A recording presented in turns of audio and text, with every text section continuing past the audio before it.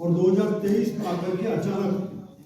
गहलोत जी को पता था कि अब हमारी सरकार जाने वाली है, कोई दुनिया की ताकत नहीं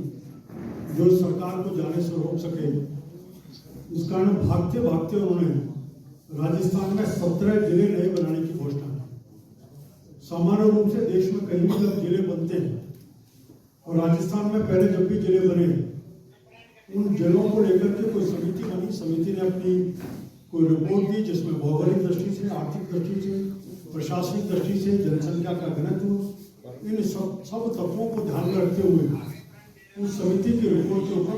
उस समय की जब जो सरकार थी उसने सरकारों के जिलों के संबंध में निर्णय किया।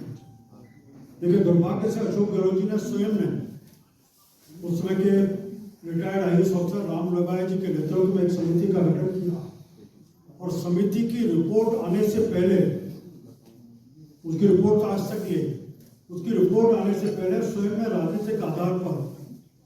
सरकार के 6 महीने पहले नए 17 जिलों की घोषणा की, जिसमें से भी 3 जिले तो केवल जिस दिन राजस्थान में आचार संहिता चुनाव की हुई उससे एक दिन पहले 3 जिलों की घोषणा की और मिलाकर के 3 और संभागों की घोषणा की। हमने उस समय भी कहा था कि केवल राजनीतिक दृष्टि से वोटों की फसल काटने के लिए बिना किसी आधार के उस समय की कांग्रेस सरकार ने अशोक गहलोत जी के नेतृत्व में इन नए जिलों की घोषणा की है। भारतीय जनता पार्टी की सरकार आकर जब भी आएगी इसके ऊपर पूरा विस्तृत विवेचन करने के बाद एक पूरी रिपोर्ट लेंगे और उसके बाद अपनी कार्रवाई करेंगे। भजनलाल जी के नेतृत्व में सरकार बनने के बाद पूर्व IAS ललित के पवार जी के नेतृत्व में एक समिति बनी। समिति ने अपनी रिपोर्ट दी जिसको मंत्रिमंडलीय उप समिति के बाद 9 जिलों को समाप्त कर केवल 8 जिले रखने का तय किया गया। अब आश्चर्यजनक है कि खुद गहलोत जी एक निर्णय करें कि दूदू एक जिला होगा। अपन सब जानते हैं कि जिस समय दूदू की घोषणा की गई, शायद जून का महीना होगा, और बजट के सेशन में उन्होंने दूदू में नगर पालिका घोषित की थी। 3 महीने पहले जिस जगह को नगर पालिका घोषित किया जाता है 3 महीने बाद उसी को जिला बनाने की घोषणा करके, केवल मैंने एक उदाहरण दिया, इस प्रकार के कई जगह के बिना किसी आधार के उन्होंने अपनी केवल राजनीतिक वोटों के लिए उन जिलों की घोषणा की थी। ललित के पवार की रिपोर्ट और उसके बाद मंत्रिमंडल उप समिति की अनुशंसा के बाद सरकार ने इसके बारे में निर्णय किया। मेरा स्पष्ट रूप से मानना है कि गहलोत जी अपने 5 साल के कालखंड में केवल सत्ता के संघर्ष में लगे रहे। मुख्यमंत्री उप मुख्यमंत्री के संघर्ष को देखा। कोविड के कालखंड में जब आम आदमी अपने जीवन से संघर्ष कर रहा था उस समय सरकार के विधायक और मंत्री बड़े बड़े 5 स्टार होटलों में बैठकर के अपने फोटो छुपाने का काम कर रहे थे। बाकी जितने विकास के काम सब ठहराने का काम किया था लगातार। उसी समय केवल चुनाव आते समय उन्होंने कई घोषणा करके अपनी सरकार को, उनको पता था कि सरकार के लिए कैसे हम नई नई चुनौतियां खड़ी कर सकते हैं, इस प्रकार के काम करने का काम किया। अब राजस्थान में भजनलाल जी की सरकार इन सब को लेकर के आज सकारात्मक रूप से विषयों को लगातार निष्पादित करने का काम करेंगे।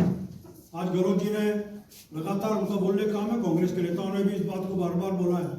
संकल्पों को पूरा करने के स्थान पर उन्होंने कहा कि जो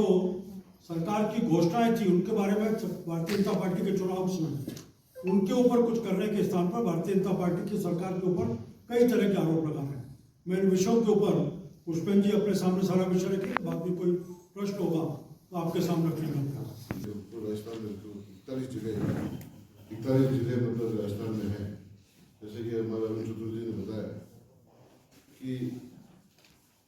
70 साल में मतलब हमारे राजस्थान में 26 से मतलब 33 जिले बने, 7 जिले मतलब पूरे 70 साल में बने और एकदम मतलब इलेक्शंस को ध्यान में रखते हुए और इस तरह से मतलब वोट को मतलब बेहतर की मंशा को रखते हुए इन्होंने आनंद फानंद में मतलब इस प्रकार इन्होंने 17 जिले मतलब उन्होंने घोषित किए बिना मतलब वित्तीय संसाधनों की उपलब्धता भौगोलिक परिस्थिति को ध्यान में रखते हुए उन्होंने खाली वोट बटोरने के लिए मतलब ये राजनीतिक फैसला किया है ताकि आने वाले जो भी सरकार आएगी उसके लिए बहुत बड़ी चुनौती रहेगी। और मैं समझता हूँ कि हमारे मुख्यमंत्री ने जो निर्णय लिया है वो इस राजस्थान को ध्यान में रखते हुए, यहाँ की वित्तीय स्थिति को ध्यान में रखते हुए, यहाँ की भौगोलिक परिस्थिति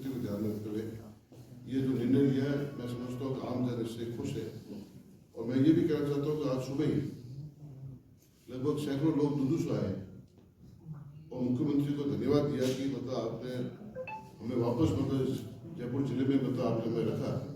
हम आपको धन्यवाद देना चाहते हैं। भीनमाल से, रानीवाड़ा से, बूढ़ा मालानी के तोरीमीना से कई लोगों का मतलब उन्होंने